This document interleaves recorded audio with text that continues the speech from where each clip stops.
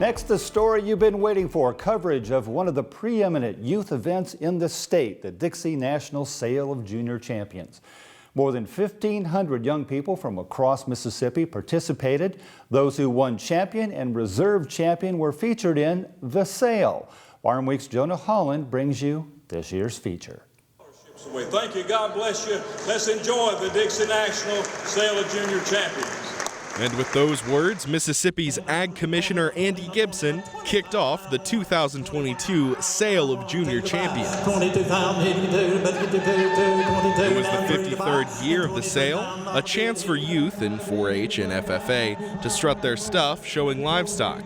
In a way, that's been tougher the last couple of years because of the pandemic. This year, though, the crowd showed up in a big way, and so did the buyers.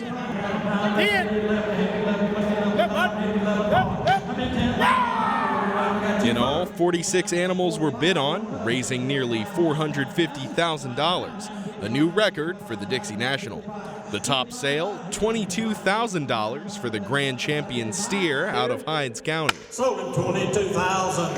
Animal-wise, a record number of participants from across the U.S. showed more than 1,100 head of livestock, a huge success. And 39 scholarships totaling more than $61,000 were awarded, bringing the total scholarship money given since 1993 to more than $1 million. Getting one of those scholarships, Tatum Madden out of Covington County, Mississippi, southeast of the state's capital in Jackson. She's been showing livestock for 10 years and says success definitely starts with preparation. Oh my goodness. Without thinking ahead of preparation, you would get nowhere. You would be running around crazy, stressed out 24/7.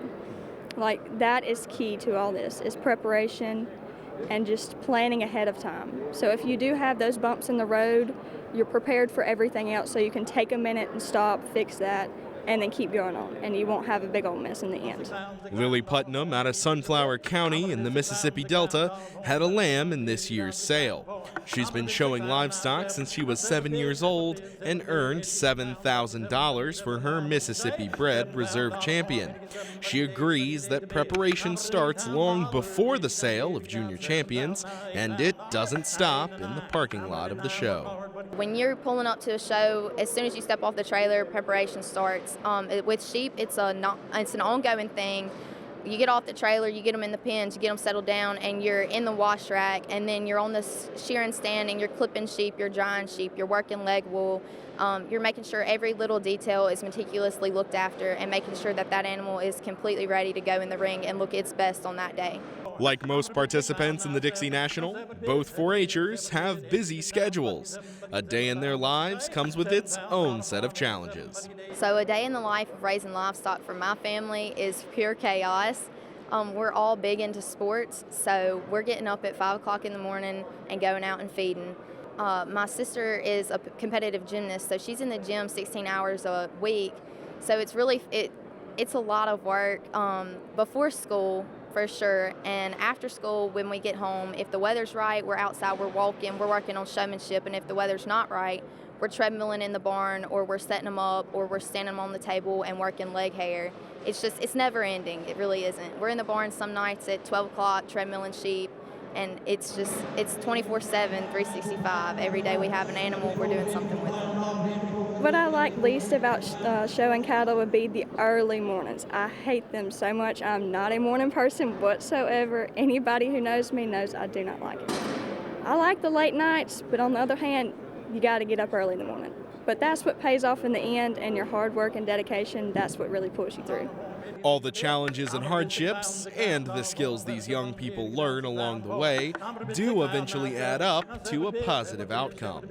Lily plans to become a veterinarian someday. She says her time in 4-H has helped her grow and set the stage for her career. I think that the skills that I've learned in 4-H will definitely help me in the future with being able to go out and make communications with people and be able to explain to people what's going on with their animal and be able to, go out into the world and take everything that I've learned here, like confidence and responsibility and preparation, I think those will be very important for my future career plans. I've learned many life skills that are going to be helpful.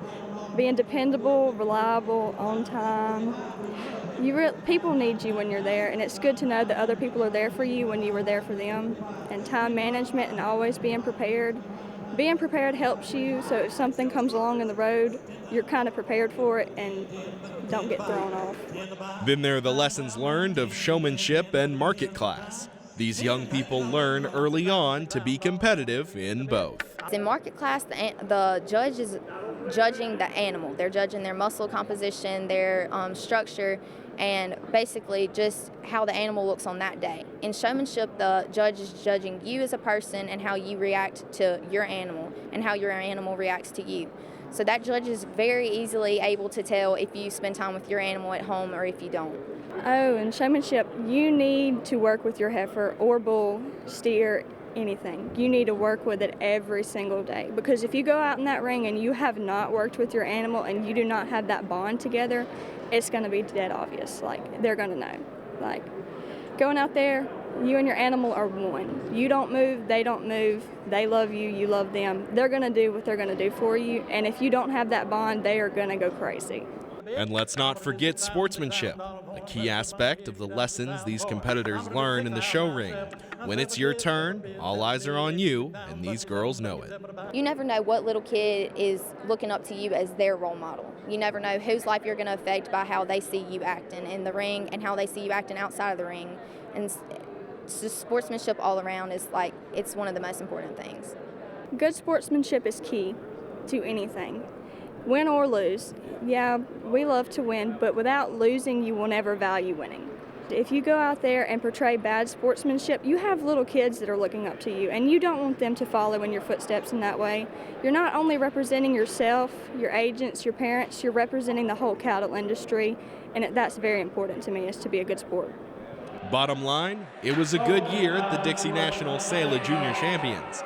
People gathered once again, animals were sold, scholarships were earned, and most importantly, young people grew just a little bit more.